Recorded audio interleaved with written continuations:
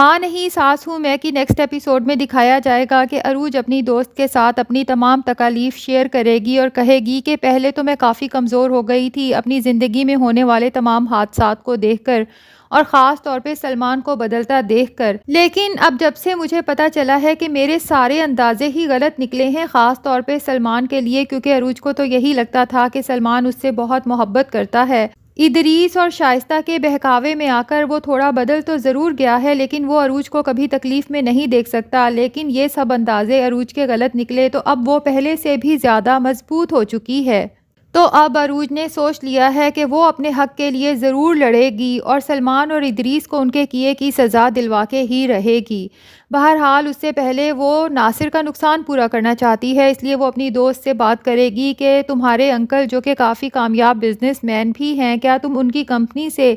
ناصر کی کمپنی کو کچھ ٹینڈرز دلوا سکتی ہو؟ اور ظاہر ہے عروج کی دوست ہمیشہ ہی اس کے کام آئی ہے مشکل میں، تو اب بھی اس کے کام آئے گی۔ اس طرح سے ہوگا یہ کہ عروج کے دل میں یہ کھٹکا ختم ہو جائے گا کہ میری وجہ سے ناصر کا اتنا نقصان ہوا، بلکہ ہو سکتا ہے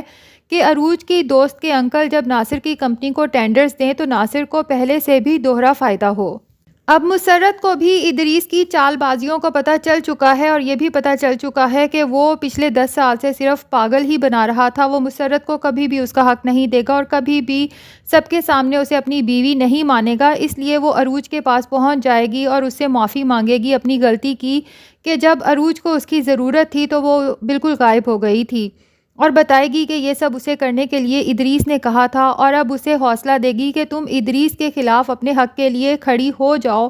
اب تمہیں جہاں پہ بھی میری ضرورت ہوگی میں تمہارے ساتھ کھڑی ہوں گی۔ عروج کے مشورے سے ہی مسرت سب سے پہلے تو شائستہ کے پاس جائے گی اور اسے بتائے گی کہ میں ادریس کے کہنے میں آ کر پھر سے چپ ہو گئی تھی اور کس طرح سے ادریس نے تمام جائیداد کے کاغذات بھی اپنے نام سے بنوائے تھے تاکہ وہ جائیداد جو یہ لوگ سمجھ رہے تھے کہ سلمان کو ملے گی عروج کے دستخط سے، وہ دراصل ادریس کو ملنی تھی۔ اور ادریس نے مجھے بہت سبز باغ دکھائے تھے لیکن ادریس نے آپ لوگوں کے ساتھ ساتھ مجھے بھی پاگل بنایا، تو شائستہ سے وہ کہے گی کہ ہم دونوں کو ایک ہی شخص سے دھوکہ ملا ہے، اور کہے گی کہ ادریس کو بلاؤ، مجھے اس سے بات کرنی ہے۔ شائستہ کو تو غصہ آ جائے گا کہ میرے شوہر سے یہ کیوں بات کرے گی، تو وہ مسرت کو ڈانٹ دے گی اور کہے گی کہ وہ میرا شوہر ہے، اب ایک لفظ بھی آگے مت بولنا، لیکن مسرت کہے گی کہ ہمارا سٹیٹس ایک ہی ہے کیونکہ ہم دونوں ہی ادریس کی وائفز ہیں، اور افسوس کی بات یہ ہے کہ ہمیں دھوکہ تو ایک ہی انسان نے دیا ہے، میں اس دھوکے کو مان چکی ہوں لیکن آپ اس دھوکے کو ماننے کو تیار ہی نہیں ہیں۔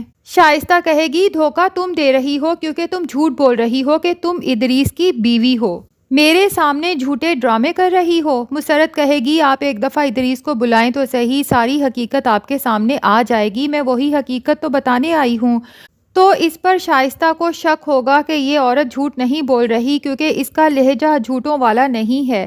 تو ناظرین اب تو مسرت بھی عروج کے ساتھ مل چکی ہے اور اب تو ادریس کے خلاف بہت سارے ثبوت جو مسرت کے پاس ہیں وہ بھی عروج کو مل سکتے ہیں، بس اب انتظار اسی بات کا ہے کہ ادریس اور سلمان کو سزا کس طرح سے ملتی ہے اور کس طرح سے وہ عروج سے رو رو کر اپنے کیے کی معافی مانگیں گے۔ یہ سب دیکھنے کے لیے ہمارے چینل کو سبسکرائب کر لیں تاکہ تمام اپڈیٹس آپ تک پہنچتے رہیں۔